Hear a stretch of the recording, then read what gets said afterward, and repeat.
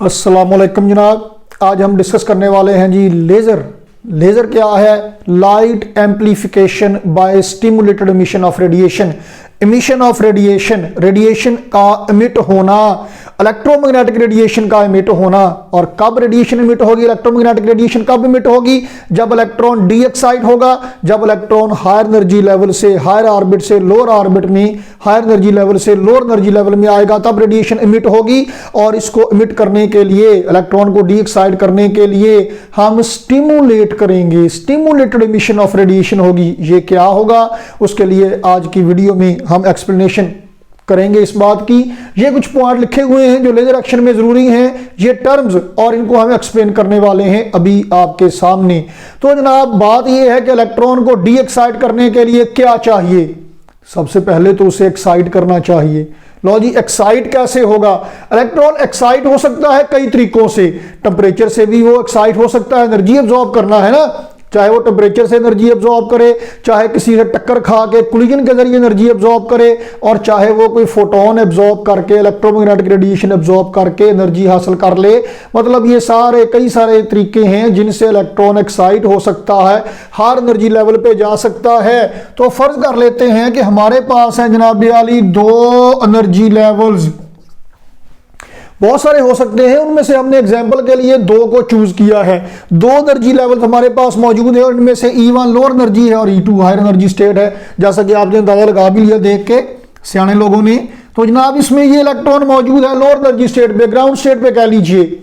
तो जी अब इस इलेक्ट्रॉन को किसी ना किसी तरह से आपने एक्साइट कर दिया। लेट अस सपोज कि इंसिडेंट रेडिएशन की वजह से, इलेक्ट्रोमैग्नेटिक रेडिएशन की वजह से फोटोन एब्जॉर्ब करके ये इलेक्ट्रॉन चला गया हायर एनर्जी स्टेट पे। अब जब ये इलेक्ट्रॉन हायर एनर्जी स्टेट पे चला गया है, अब ये क्या करेगा? इलेक्ट्रॉन की कोशिश होती है हमेशा कि वो lowest possible available energy state में मौजूद रहे।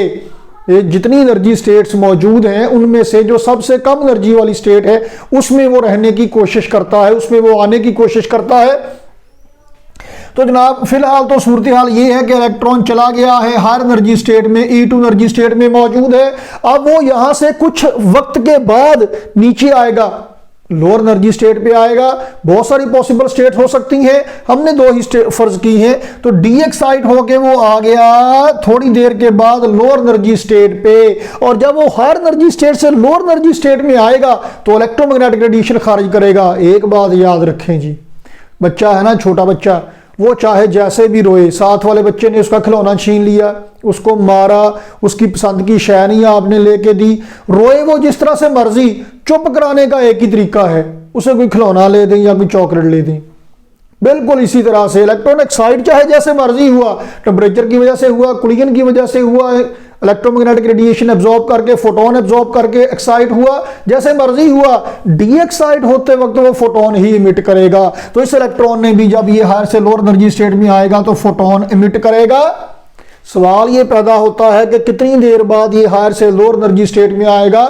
नॉर्मल सर्कमस्टांसेस में रफली 10⁻⁸ सेकंड के इंटरवल में वो डी एक्साइट हो जाता है। इतनी थोड़ी देर तक ये एक्साइटेड स्टेट में मौजूद रहता है, उसके बाद डी एक्साइट हो जाता है। तो अगर तो ये इलेक्ट्रॉन खुद ब खुद ही डी एक्साइट हो जाए बगैर किसी इंटरप्शन के, तो फिर इस फिनोमेनन को कहते हैं जनाब spontaneous emission of radiation. Spontaneous, खुद ब खुद होने वाला, जो ऑटोमेटिकली काम हो जाए बगैर किसी रुकावट के, बगैर किसी इंटरप्शन के हो जाए, उसमें किसी का कोई अमल दखल ना हो, हमें उसको तंग ना करना पड़े, कहना ना पड़े। बच्चा है खेलने लग गया, थोड़ी देर बाद आप ही पढ़ने लग गया, पता नहीं ये बच्चा कौन सा है, हमारे मुल्क का तो पता नहीं, मुश्किल ही लगता है। बहरहाल तो ये आप ही कर रहा है, जो भी कर रहा है, ये स्पॉन्टेनियस एमिशन ऑफ रेडिएशन है। फिलहाल हमारे इस इशू में, लेजर में, इसका रोल नहीं है। हमने काम शुरू किया तो इस टर्म को भी डिस्कस कर लिया। देखिए ये ऐसा ही है कि ये ऊपर गया, नीचे आ गया, चलो जी बात खत्म हो गई। अगर इसकी बजाय ऐसा हो, ये है जनाब स्पॉन्टेनियस एमिशन ऑफ रेडिएशन। इसकी बजाय अगर इलेक्ट्रॉन हायर एनर्जी स्टेट में गया हुआ है, किसी तरह से इसी सिचुएशन में चला गया, इससे पहले कि ये नीचे आए हम इसे नीचे लेके आए, इससे पहले कि ये खुद नीचे आए हम इसे नीचे लेके आए। भाई हम इसे क्यों लेके जाएंगे नीचे? हमने इसे दही मंगवाना होगा, कोई काम करवाना होगा, हमें जरूरत होगी। बच्चा है वो दीवार पे चढ़ा बैठा है, वाले साहब कहते हैं कि बेटा आप नीचे आ जाएं, कोई काम होगा। अब्बा जी ने उसे कहा, बच्चा कहता मैं नहीं होना। अब आप उसे ना भी कहें तो भूख लगेगी नीचे उतर आ जाएगा, धूप लगेगी तो नीचे उतर आ जाएगा, तो नीचे उतर आएगा। मतलब किसी ना किसी वजह से वो खुद ब खुद ही नीचे आ जाएगा, सारी उम्र दीवार पे चढ़ा बैठा नहीं रहेगा। लेकिन हमें तो उसकी जरूरत है, हमने उसे बाजार भेजना है, हमने उससे काम करवाना है, उसे पढ़ने के लिए कहना है, तो इसलिए हम कह रहे हैं कि बेटा आप नीचे आ जाएं। नॉर्मली उसने जब नीचे आना है हमें तब नहीं चाहिए, हम उससे जरा जल्दी उसे नीचे लाना चाहते हैं। हम कहते हैं बेटा आप नीचे आ जाए। बेटा कहता है कि नहीं मैं नहीं आऊंगा। अब्बा जी फिर क्या कहते हैं, हमारे जो देसी अब्बा जी होते हैं वो क्या कहते हैं कि तू आना कि तेनू फिर मैं लेके आवा। तो जब ये कहते फिर बच्चा फटाफट नीचे आ जाता है। अब उसने नीचे आ जाना था, लेकिन अब्बा जी की इस धमकी की वजह से, अगर अब्बा जी ना हो फिर वालदा माजदा क्या धमकी देती हैं, तू थल्ले आना कि तेरे अब्बे ने दसा फिर मैं। तो वो जब इस तरह से धमकी की वजह से नीचे आता है, अब वो अपनी मर्जी से नहीं आया, मुंह फैला के ऐसे गुस्सा करके फिर वो नीचे आएगा।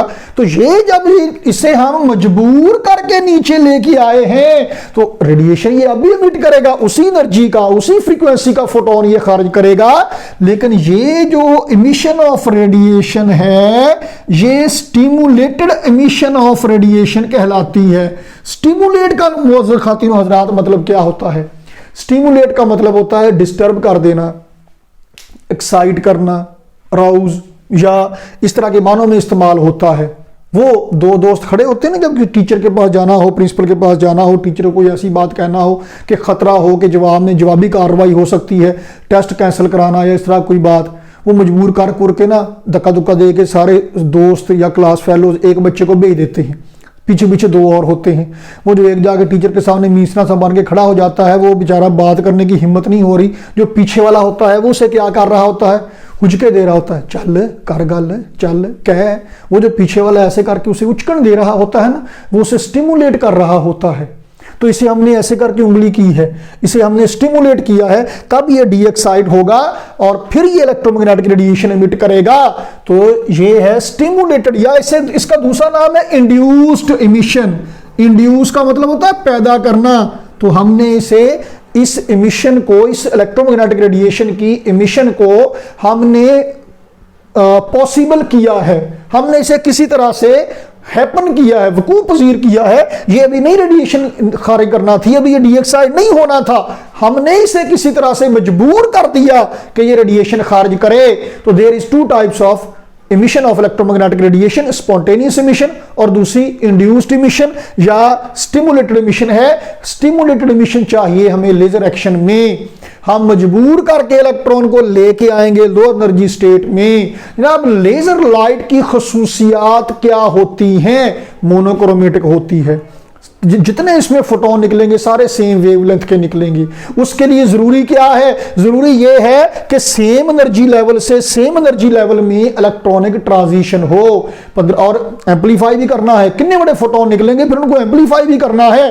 तो जरूरी यह है कि जितने भी फोटोन हो, सॉरी जितने भी इलेक्ट्रॉन हो, वो सारे के सारे at the same time simultaneously वो डीएक्साइट हों। जब वो इकट्ठे डीएक्साइट होंगे तो सेम एनर्जी लेवल में आएंगे। अगर इकट्ठे डीएक्साइट नहीं होंगे फिर कोई इस एनर्जी लेवल में आ जाएगा, कोई हो सकता है यहां पे कोई एनर्जी लेवल है वहां पे चला जाए, कोई हो सकता है यहां पे कोई एनर्जी लेवल है वहां पे चला जाए, फिर ये सेम एनर्जी लेवल में फॉल नहीं करेंगे। हमने इनको इकट्ठे लेके आना है, और जब इकट्ठे लेके आना है तो फिर स्टिमुलेट करके लाना पड़ेगा।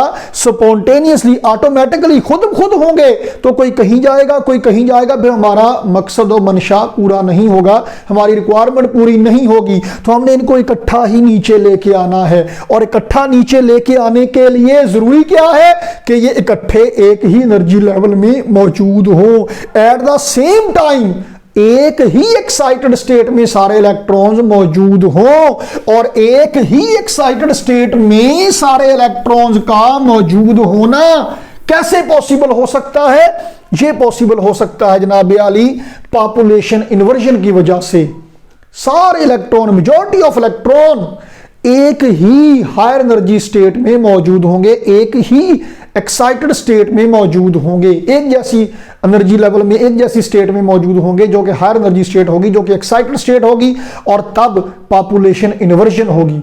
पॉपुलेशन इन्वर्जन का मतलब क्या है जनाब अली? पॉपुलेशन इन्वर्जन, पॉपुलेशन का इन्वर्ट हो जाना, उलट जाना। अभी ज्यादातर इलेक्ट्रॉन लोअर एनर्जी स्टेट में, ग्राउंड स्टेट में है, थोड़ी देर बाद ज्यादातर इलेक्ट्रॉन चले जाएंगे हायर एनर्जी स्टेट में, नीचे थोड़े से रह जाएंगे, तो पॉपुलेशन इन्वर्ट हो गई। पहले यहां पे ज्यादा थे, यहां पे ना होने के बराबर थे, अब यहां पे ज्यादा हो गए हैं, यहां पे ना होने के बराबर हैं, तो पॉपुलेशन इन्वर्ट हो गई है। एक और भी लिखना था मैंने, हाँ जी लिखा हुआ है, ये ऑप्टिकल पंपिंग के अमल से हम ये काम करवाएंगे। अभी शुरू करते हैं, और मेटास्टेबल एनर्जी स्टेट का नाम भी आएगा हमारी इस डिस्कशन में। In fact population inversion metastable energy state के बगैर पॉसिबल ही नहीं है। तो ये क्या है और कैसा है जनाब अली? आइए अब हम ये डिस्कस करने लगते हैं। अगला मरहला, पहले हमने स्पॉन्टेनियस एमिशन और स्टिमुलेटेड एमिशन और इनमें डिफरेंस डिस्कस कर लिए हैं। अब हमारे पास है जनाब अली पॉपुलेशन इन्वर्जन हमने कराना है। हमारे पास कोई एक एटम है, कोई मटेरियल है, उसमें बहुत सारी एनर्जी स्टेट्स अवेलेबल हैं। हमने अब करना क्या चाहते हैं? हम चाहते हैं स्टिमुलेटेड एमिशन कराना। हम पहले इलेक्ट्रॉन्स को एक्साइट करेंगे, फिर हम एक ही एनर्जी लेवल तक में पहुंचाएंगे और वहां से उनको इकट्ठे फॉल करेंगे। उसके लिए जरूरी क्या है कि सारे इलेक्ट्रॉन्स एक ही वक्त में, सारे एक्साइटेड इलेक्ट्रॉन्स एक ही वक्त में हायर एनर्जी स्टेट में मौजूद हों। एक ही वक्त में हायर एनर्जी स्टेट में सारे इलेक्ट्रॉन्स मौजूद हों। वो जो एक ही एनर्जी स्टेट में मौजूद होंगे, अगर वहां पे वो 10⁻⁻8 सेकंड जो नॉर्मल टाइम है उनका एक्साइटेड स्टेट में रहने का, अगर उतनी देर तक वो रहेंगे, ये बहुत ही थोड़ा इंटरवल है, 0.01 माइक्रो सेकंड के लगभग, तो अगर इतनी थोड़ी देर के लिए वो एक्साइटेड स्टेट में रहते हैं, तो जब तक हम धक्का लगा के दो को, आजकल कहते हैं ना ये मुल्की हालात के बारे में, कहते एक कट्टा खोलो दूजा नवा खोल, एक कट्टा बनो नवा खोल जाता, ये बनो दूजा खोल जाता, वो बनो ये खोल जाता। तो जब तक हम दो को एक्साइटेड स्टेट में लेके आएंगे उतनी देर में पहले जो दो गए थे वो डी एक्साइट हो जाएंगे, तीन और को लेके जाएंगे, पहले जो चार थे वो डी एक्साइट हो जाएंगे। तो ये तो आना जाना लगा रहेगा। एक ही वक्त में ज्यादातर इलेक्ट्रॉन हायर एनर्जी स्टेट में मौजूद होंगे ही नहीं। तो जनाब इसके लिए हमें चाहिए metastable energy state. Metastable normal से जरा ज्यादा स्टेबल एनर्जी स्टेट है। ये एक बाई चांस बात है कि मुख्तलिफ एनर्जी स्टेट्स में से कोई एक एनर्जी स्टेट ऐसी है या हो सकती है जो कि ऐसी स्टेट है जिसमें इलेक्ट्रॉन नॉर्मल से ज्यादा देर के लिए स्टे करता है, जिसमें इलेक्ट्रॉन नॉर्मल से जरा ज्यादा टाइम के लिए वो मौजूद रहता है वहां पे। ये क्वाइट नेचुरल है, डिबेटेबल बात है, लंबी चौड़ी डिस्कशन है, लेकिन इन शॉर्ट बात यह है कि हमारे करने का काम नहीं है कि मेटास्टेबल एनर्जी स्टेट क्यों है, बस है जी। तो कोई एक हो सकता है, एक से ज्यादा भी हो किसी एटम में एनर्जी स्टेट ऐसी है जहां पे इलेक्ट्रॉन नॉर्मल से ज्यादा स्टे करता है। ये कैसा है? ये ऐसा ही है जैसे आपके बहुत सारे रिश्तेदारों में से कोई एक रिश्तेदार ऐसे हैं जिनसे आपकी जरा ज्यादा अलेक्स लेकर, जहां पे जाके आप ज्यादा कंफर्टेबल फील करते हैं, जहां पे जिनसे आपकी ज्यादा बनती है। फर्ज करेंगे फलां मामा जी हैं, उनसे आपकी वहां पे आपकी आवभगत ज्यादा होती है, प्रोटोकॉल ज्यादा मिलता है, वहां पे जाके आप फिर ज्यादा देर के लिए टिकी हो जाते हैं, ज्यादा देर के लिए आप वहां पे स्टे करते हैं। तो अब होता यह है कि आप जहां पे मैं लेक्चर रिकॉर्ड कर रहा हूं पीर महल के एरिया में, और यहां से जनाब आप, ये है फैसलाबाद जी, ठीक, और ये है जनाब दरमियान में समुंदरी। तो फर्ज करें कि यहाँ समुद्री में आपके मामू जी रहते हैं, जहाँ पे आपकी कदर जरा ज्यादा होती है, तो आपकी कोशिश होती है कि वहाँ पे चक्कर लगा लिया जाए। आपने फैसलाबाद जाना होगा, पहले समुद्री स्टे करेंगे, फिर फैसलाबाद जाएंगे, वापस घर आते हुए फिर समुद्री स्टे करेंगे, फिर पीर महल आएंगे, घर वापस आएंगे। आपने लाहौर जाना है, रास्ता समुद्री जाएंगे, फिर लाहौर जाएंगे, और लाहौर से वापस घर आते हुए भी पहले समुद्री आएंगे, फिर पीर महल आएंगे। बल्कि मुल्तान की तरफ जाते हुए भी आपकी कोशिश होगी कि रास्ता समुद्री ही मुल्तान जाऊं मैं। क्यों? क्योंकि ये आपकी मेटास्टेबल एनर्जी स्टेट है, तो इधर को जाते हुए वापस आते हुए यहां पे आपका ठहरना बिल्कुल वाज़े है, यहां पे आपके पाए जाने के चांसेस ज्यादा होंगे रास्ते में आते जाते। देखिए जी, वैसे तो इलेक्ट्रॉन जब डी एक्साइट होगा तो जैसा कि हमने हाइड्रोजन के एमिशन स्पेक्ट्रम में बात की कि इलेक्ट्रॉन फॉल करेगा चौथे से तीसरे ऑर्बिट में, या चौथे से दूसरे में कर सकता है, चौथे से पांचवें में कर सकता है, चौथे से पांचवें में तो नहीं करेगा, चौथे से दूसरे में कर सकता है, चौथे से पहले में कर सकता है। तो हो सकता है वो चौथे से डायरेक्ट पहले में आए, हो सकता है चौथे से तीसरा, तीसरे से दूसरा, दूसरे से पहले में आए, हो सकता है चौथे से दूसरा, दूसरे से पहला, चौथे से तीसरा, तीसरे से पहला, बीच में सेकंड पे ना जाए, थर्ड पे ना जाए, या सब पे जाए। ये तो चांस की बात है, कभी कैसे होगा कभी कैसे होगा। तो हर एक पॉसिबिलिटी में हमने जो स्पेक्ट्रम बनता है, इलेक्ट्रोमैग्नेटिक रेडिएशन खारिज होती है, जो वेवलेंथ बनती है, वो हमने डिस्कस कर ली हुई है।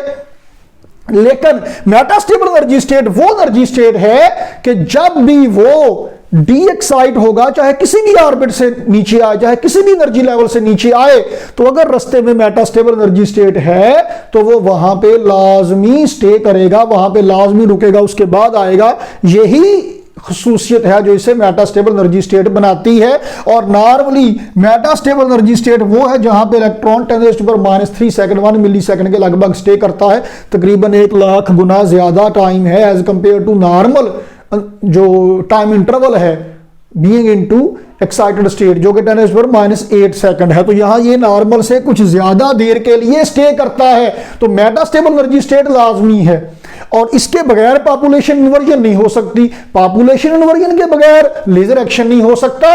तो हमें चाहिए मेटास्टेबल एनर्जी स्टेट। तो यहां पे अब पॉपुलेशन इन्वर्जन कैसे होगी और वो लेजर एक्शन में कैसे फायदेमंद होगी, आइए जनाब वाली देखते हैं। तो जनाब अब फर्ज कर लेते हैं कि बहुत सारी एनर्जी स्टेट्स में से हमारे पास है जनाब 3 एनर्जी स्टेट्स, E1, E2 और E3। ये 3 एनर्जी स्टेट्स हैं और इनमें से जो E2 एनर्जी स्टेट है ये है जनाब आली मेटास्टेबल एनर्जी स्टेट। ठीक, तो हमारे पास कुछ इलेक्ट्रॉन है, आपकी बुक में 3 बनाए हैं, मैं भी यहां पे 3 ही बना देता हूं। तो जनाब ये जो 3 इलेक्ट्रॉन यहां पे मौजूद हैं लोअर एनर्जी स्टेट पे, इनको एक्साइट करेंगे। हमने पॉपुलेशन इन्वर्जन करना है, मतलब इनको मेटास्टेबल एनर्जी स्टेट पे पहुंचाना है। बात जरा गौर से और ध्यान से सुनिएगा। फिलहाल हम कैसे पहुंचा सकते हैं, कई तरीके हो सकते हैं, लेकिन यहां पे हम इस्तेमाल कर रहे हैं ऑप्टिकल पंपिंग का फिनोमेनन इस्तेमाल कर रहे हैं। Optical pumping, optic light pumping. आपने सुना होगा जब लड़ाई होती है, 2 लोगों की लड़ाई हो गई, लड़ाई के बाद आपने कहा यार तू क्यों लड़े, कहता बस यार मैंने तो फलाने ने पंप करता। ये जो पानी वाला पंप है ये मैकेनिकल पंपिंग करता है, फोर्स लगा के पानी को ऊपर उठाता है। ये वो साइकोलॉजिकल पंपिंग है, सेंटिमेंटली पंपिंग की जाती है, जिसको जज्बाती पंपिंग कह सकते हैं आप, जिसके जज्बात उबार दिए जाते हैं, गुस्सा चढ़ा दिया जाता है, उसको तपा दिया जाता, फलाने ने तपाता मैनू, वो साइकोलॉजिकल पंपिंग है। ऑप्टिकल पंपिंग लाइट की मदद से। तो ऑप्टिकल पंपिंग क्या है, मैं डेफिनेशन लिखता हूं, नोट कर लीजिएगा। ये डेफिनेशन नोट कर लीजिए जनाब, स्क्रीन को बेशक रोक के।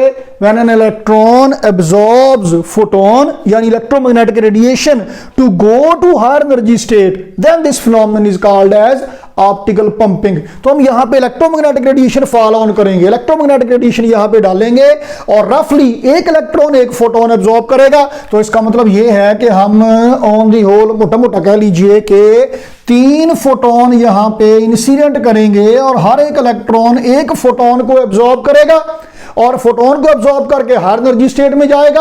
और ये इतनी एनर्जी के फोटोन हम यहां पे इंसिडेंट करेंगे कि इलेक्ट्रॉन्स इन फोटोन्स को एब्जॉर्ब करके E1 से E3 एनर्जी स्टेट में चले जाएं। अब देखें, हालांकि ये बात गौर तलब है जरा, हालांकि E2 एनर्जी स्टेट जो है ये मेटास्टेबल एनर्जी स्टेट है, लेकिन हम इन्हें डायरेक्ट मेटास्टेबल एनर्जी स्टेट पे नहीं पहुंचाएंगे, हम इन्हें पहुंचाएंगे यहां से यहां पे। अब यहां से जब ये डी एक्साइट होंगे खुद ब खुद ही, तो चूंकि ये मेटास्टेबल एनर्जी स्टेट है तो यहां से ये मेटास्टेबल एनर्जी स्टेट पर लाजमी आएंगे और कहीं जाए ना जाए। तो मेटास्टेबल एनर्जी स्टेट पे इनका होना तो वो उर्दू में क्या कहते हैं कि अजर मिन शम्स है, बिल्कुल वाज़ेह है, बिल्कुल क्लियर है। तो यहां पे तो ये लाजमी आएंगे। तो सवाल ये पैदा होता है कि अगर इन्होंने यहां से चक्कर काट के यहां पे आना ही है तो इनको डायरेक्ट यहां मेटास्टेबल एनर्जी स्टेट पे क्यों नहीं ले जाया गया, यहां तक क्यों ले जाया गया? इसकी जनाब आली मेनली 2 रीजंस। पहली रीजन ये है कि अगर आप यहां से एनर्जी इतनी प्रोवाइड करेंगे यहां से यहां तक जाने के लिए जितनी एनर्जी चाहिए, तो फिर क्या होगा मसला ये होगा कि आप इतनी एनर्जी देंगे जितनी E2 एनर्जी लेवल तक जाने के लिए चाहिए, किसी वजह से थोड़ा बहुत एनर्जी का लॉस हो गया तो वो यहां तक जाने की बजाय यहीं से वापस आ जाएंगे, तो इस एनर्जी स्टेट तक पहुंच ही नहीं पाएंगे। इस बात के भी चांसेस हैं जब इन्हें यहां तक जाने के लिए एनर्जी देंगे, किसी वजह से यहां तक नहीं भी गए, यहां तक भी गए तो कम से कम यहां तक तो रह जाएंगे ना, तो ये इंश्योर हो जाएगा कि ये मेटल स्टेबल एनर्जी स्टेट तक लाजमी पहुंच जाएंगे। और दूसरा एक और इससे भी ज्यादा सीरियस इशू क्या है, यहां से हमने इनको इकट्ठे ही डी एक्साइट करना है, simultaneously at the same time हमने इनको डी एक्साइट करना है। तो अगर आप इतनी एनर्जी का फोटोन भेजेंगे जितना E2 एनर्जी लेवल की एनर्जी है तो ये काम जारी रहेगा, फोटोन आते रहेंगे, इलेक्ट्रॉन एक्साइट होके मेटल स्टेबल एनर्जी स्टेट पे जाएंगे, वहां से फिर नीचे को आएंगे। अब जब ये इलेक्ट्रॉन यहां पे मौजूद होंगे तो इनको स्टिमुलेट किया जाएगा यहां से डी एक्साइट होने के लिए, वो भी फोटोन की मदद से ही स्टिमुलेट किया जाएगा। तो ये ना हो कि जो इनिशिएट फोटोन है जो इनको एक्साइट करने वाले हैं वही इनको डी एक्साइट ना कर दें कहीं। तो अब ये वाले इसकी वजह से पंपिंग का अमल होगा, ये डी एक्साइट नहीं करेंगे, डी एक्साइट तब होंगे जब हम उनको डी एक्साइट करना चाहेंगे। तो मतलब ये कि वो सिलेक्टिवली डी एक्साइट होंगे, तो ये मामला ज्यादा बेहतर हो जाएगा। तो ज्यादा सेफ वे ये है कि आप उनको direct Meta stable energy state पे ना लेके जाएं, पहले एक और एनर्जी स्टेट पे लेके जाएं, फिर उसके बाद मेटा स्टेबल एनर्जी स्टेट पे लेके जाएं। यही नॉर्मल प्रैक्टिस है जो इस्तेमाल की जाती है प्रैक्टिकली लेजर में, और बेहतर तरीका भी यही है। तो बहरहाल हुआ ये कि इलेक्ट्रॉन यहां से गए, अब यहां से गए यहां पे आ गए जी। ये ऐसा है कि यहां से निकले, यहां पे हमने इनको मिलना है, तो जो यहां पे जाएंगे वो भी यहीं पे जाएंगे, जो यहां पे किसी वजह से डायरेक्ट पहुंच गए वो भी पहुंच जाएंगे। तो चूंकि यहां इसकी बजाय यहां पे ये इलेक्ट्रॉन, ओहो आज ही इंक भरी है मार्कर में, जरा ज्यादा भरी गई जरा जोश में ना, ओहो हो जरा सफाई कर लें जी बोर्ड की, सॉरी। तो चलें जी, अब मैं ये मार्कर रखता हूं। तो जनाब यहां पे इलेक्ट्रॉन 10⁻⁸ सेकंड के लिए स्टे करते हैं और यहां पे 10⁻³ सेकंड के लिए स्टे करेंगे।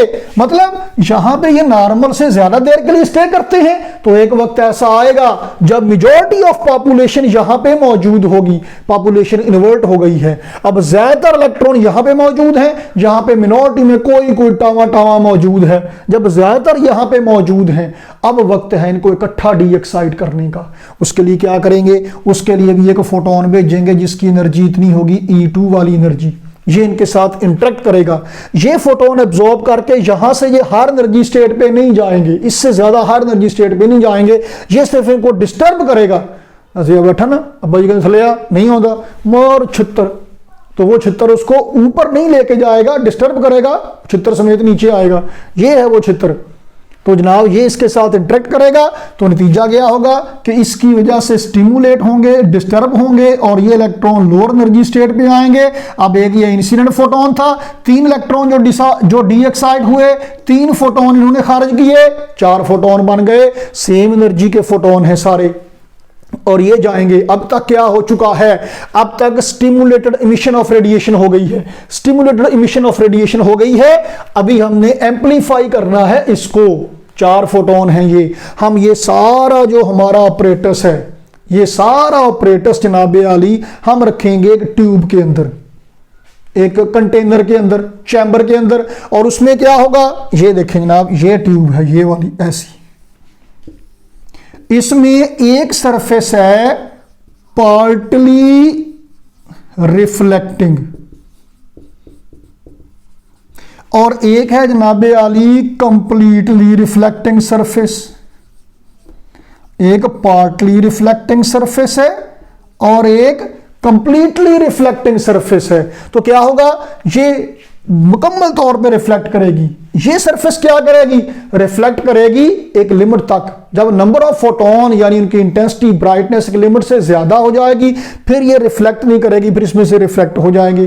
वो 4 फोटोन फिलहाल यहां पे हैं, यहां से रिफ्लेक्ट होके वापस आते हैं, इतनी देर में कुछ और इलेक्ट्रॉन यहां पे पहुंच रहे हैं, ये उनको एक्साइट करा रहा है। तो ये आ रहे हैं इंसिडेंट, ये इलेक्ट्रॉन सॉरी ये फोटोन आ रहे हैं यहां से रिफ्लेक्ट हो गए, इतनी देर में कुछ और इलेक्ट्रॉन E2 एनर्जी स्टेट पे, मेटास्टेबल एनर्जी स्टेट पे पहुंच चुके हैं, ये उनके साथ इंटरेक्ट करेंगे, उनको भी डी एक्साइड करेंगे, 2-4 उनमें से भी निकल आएंगे, इधर कुछ आते हुए 4 थे रास्ते में आते हुए, 2-3 और साथ में शामिल हो गए, 6-7 हो गए, ये यहां से टकराएंगे, रिफ्लेक्ट होकर वापस आएंगे, मीनवाइल कुछ और इलेक्ट्रॉन्स को स्टिमुलेट करेंगे, वो डी एक्साइड होंगे, 5-7 और फोटोन मिल जाएंगे, तो हर दफा इधर को आते हुए नंबर ऑफ फोटोन ज्यादा होते चले जाएंगे। तो जनाब ये ज्यादा होते चले जाएंगे तो क्या होगा, रफ्ता रफ्ता ज्यादा होते होते होते होते क्या होगा, एक वक्त आएगा कि उनकी इंटेंसिटी ब्राइटनेस इतनी ज्यादा हो जाएगी कि यहां से फिर ये वाली दीवार उनको सहार नहीं सकेगी, यहां से फिर बाहर निकलेंगे, तो एम्पलीफाई होके बाहर निकलेंगे, एम्पलीफिकेशन भी हो गई है। और जनाब अब जब ये निकलेंगे, चूंकि सेम 2 एनर्जी लेवल्स के दरमियान ट्रांजिशन हुई है, हमेशा हो सकता है इससे आगे भी एनर्जी लेवल्स हों, खसमानु खाएं आपनों की, हमें उससे गर्ज नहीं है। तो जनाब ये अब एक ही वेवलेंथ के हैं, मोनोक्रोमेटिक हैं, इंटेंसिटी ज्यादा है जनाब। प्रॉपर्टीज क्या है लेजर की, एक्सरसाइज में शॉर्ट क्वेश्चन एक्सरसाइज वाली वीडियो देखेंगे, वहां पे आपको पता चल जाएगा, मोटे मोटे में बता देता हूं कि मोनोक्रोमेटिक हैं, इंटेंसिटी ज्यादा है यानी ब्राइटनेस ज्यादा है, कैन बी शार्पली फोकस्ड, एक ही तरफ से निकलते हैं, नैरो बीम बनाते हैं, कैन बी शार्पली फोकस्ड, ठीक।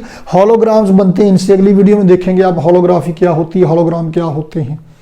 तो जनाब ये लेजर एक्शन है जो कि पॉपुलेशन इन्वर्जन के बगैर पॉसिबल नहीं, और population inversion metastable energy state के बगैर पॉसिबल नहीं। मेटास्टेबल एनर्जी स्टेट हम बनाते नहीं है, ढूंढते हैं, हमें देखना पड़ती है कहाँ पे मेटास्टेबल एनर्जी स्टेट है, बाकी ऑपरेटर्स उसके लिहाज से एडजस्ट कर लिया जाता है। तो अगली वीडियो में हम डिस्कस करेंगे इंशाल्लाह हीलियम नियॉन लेजर। हमारे साथ रहिएगा, तब तक के लिए अल्लाह हाफिज।